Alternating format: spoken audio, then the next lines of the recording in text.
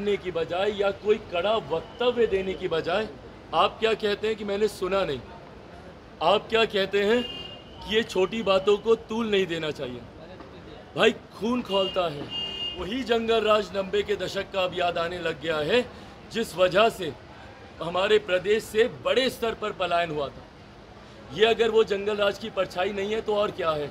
आज एक असामाजिक तत्व में इतनी हिम्मत कि तेजस्वी यादव के सामने चिराग पासवान के परिवार को गाली दी जाती है। आप देख रहे हैं न्यूज़ पॉइंट नेशन में आपके साथ तबजीत सिंह। नेता प्रतिपक्ष तेजस्वी यादव के चुनावी सभा में चिराग पासवान की मां को गाली दिया गया, जिसके बाद राजनीति काफ़ी गरमाई हुई है। वहीं बात करें तो तेजस्वी यादव ने कहा था कि इसे तूल नहीं देना चाहिए, हमने सुना नहीं है। जिसके बाद चिराग पासवान है जो तेजस्वी यादव पर बरसते हुए दिख रहे हैं और साफ तौर पे कहते हुए जा रहे हैं कि इनकी मानसिकता को दर्शाता है, इसे कवर अप कर रहे हैं। वो 90 का दशक का याद कहीं ना कहीं आने लगा है। पहले क्या कुछ कर रहे हैं चिराग पासवान पर? पहले चरण का मतदान हो रहा है, क्या रुझान है? पहले चरण में जहाँ से भी जानकारी सामने आ रही है, भले वो गया हो औरंगाबाद, नवादा, जमुई, एक बात स्पष्ट है कि लड़ाई हर जगह अब जीत के मार्जिन की है कि कौन कितने बड़े मार्जिन से सीट निकालता है।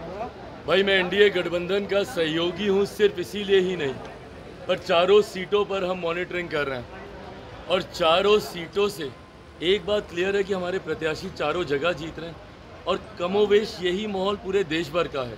लगभग 102 सीटों के आसपास देश भर में भी मतदान चल रहा है, तो यही माहौल मोर और लेस देश भर में भी है। बट बिहार का मैं दावे के साथ मैं ज़रूर कह सकता हूँ कि 4 की 4 सीटें जीत रहे हैं और यहाँ से जो माहौल तैयार होगा वो आपको अगले 7 चरण में दिखाई देगा। और कारण भी है, जिस एकजुटता के साथ एनडीए के तमाम घटक दलों ने, हम लोगों ने मिलकर चुनाव प्रचार किया, तमाम एनडीए के गठबंधन के घटक दलों के वरिष्ठ नेताओं ने, खुद प्रधानमंत्री ने यहाँ पर सभाएं की हैं।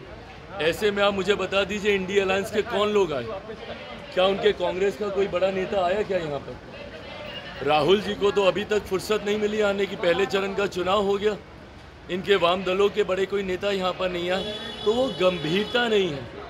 पहले चरण को लेकर कम से कम इंडिया अलायंस के घटक दलों में वो गंभीरता नहीं थी और गंभीरता का अभाव और लापरवाही और जिस तरीके से हुड़दंग और दबंगई ये लोग दिखा रहे हैं चुनाव के दौरान, इसका पूरा का पूरा नुकसान इन लोगों को बिहार में 40 की 40 सीटों पर कह रहे हैं कि चौंकाने वाला रिजल्ट आएगा। बिल्कुल चौंकाने वाला रिजल्ट आएगा, क्योंकि पिछली बार गठबंधन में 1 सीट ये लोग जीत लिए थे, इस बार वो भी हारेंगे, तो चौंकना इनके लिए स्वाभाविक है। चौंकेंगे ही चौंकेंगे जब सभा में जिस तरीके से आपकी मां को लेकर अभद्र बातें बोली गई, कैसे देख रहे इसे? भाई पहली बात तो मेरे लिए ये सेंसिटिव मैटर है।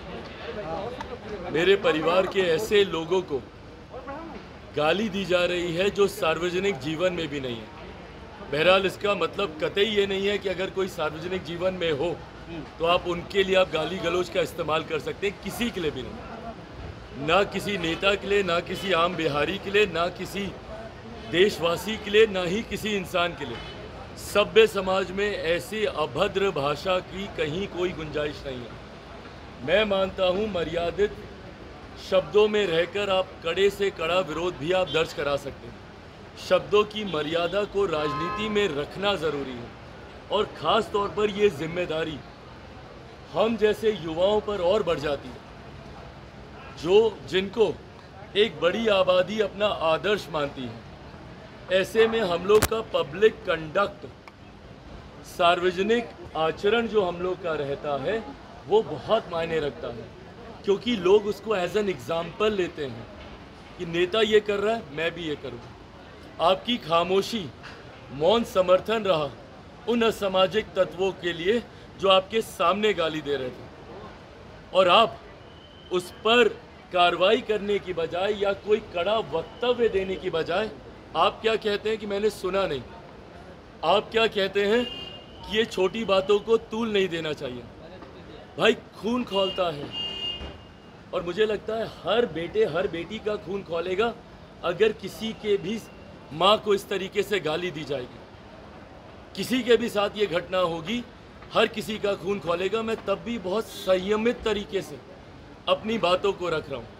पर इन बातों पर दुख या कार्रवाई करना तो दूर, इसको कवर अप करने का प्रयास किया जा रहा है और इसको ढकने का प्रयास किया जा रहा है, ये बोलकर कि ऐसी बातों को तूल नहीं दिया जाना चाहिए।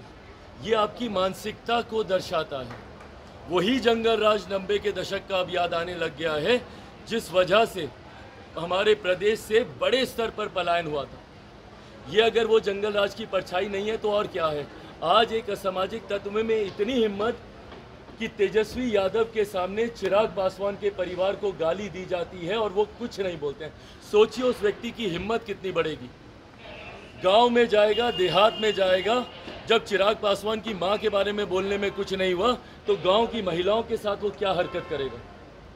यही जंगल राज है जिसकी अब आहट सुनाई देने लग गई है।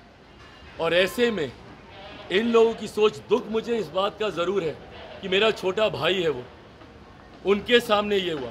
राबड़ी देवी जी मेरी माँ है, बात ख़त्म। यहाँ पर मेरे सामने अगर कोई उनके लिए कुछ कहता, मेरी बहन मीसा दी के लिए कुछ कहता, रोहिणी के लिए कुछ कहता, ये तो वो लोग हैं जो सार्वजनिक जीवन में हैं।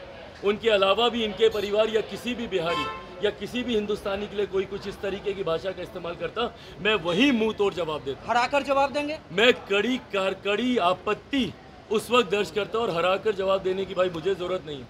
बिहार की जनता आज की तारीख में सक्षम है इस बात का आकलन करने के लिए कि जो लोग इस तरीके की भाषा का इस्तेमाल कर रहे हैं, जो चुनाव में ही आपकी माँ बहनों को अपमानित करते हैं। अभी नवरात्रि का त्यौहार बीता है, मातृशक्ति का पूजन हम लोगों ने किया है। मातृशक्ति, उस शक्ति की इन्होंने किस तरीके से इन्होंने उन्हीं का अपमान करने का काम किया। नवरात्रि के पहले दिन मछली लहराकर चिराग पासवान किस तरह से तेजस्वी यादव पर बरसते हुए दिख रहे हैं और साफ तौर पे कथन जा रहे हैं कि तेजस्वी यादव इसको कवर अप कर रहे हैं। किसी भी बेटा को खून खोलेगा अगर उसके माँ को इस तरह से बात किया, माँ बाप को इस तरह से गाली दिया जाएगा। और जिस तरह से तेजस्वी यादव इसे कवर अप कर रहे हैं वो सही नहीं है। उन पर कार्रवाई करने की बात छोड़ वो इस तरह की बात कर रहे हैं। तमाम खबर न्यूज़ के साथ नमस्कार।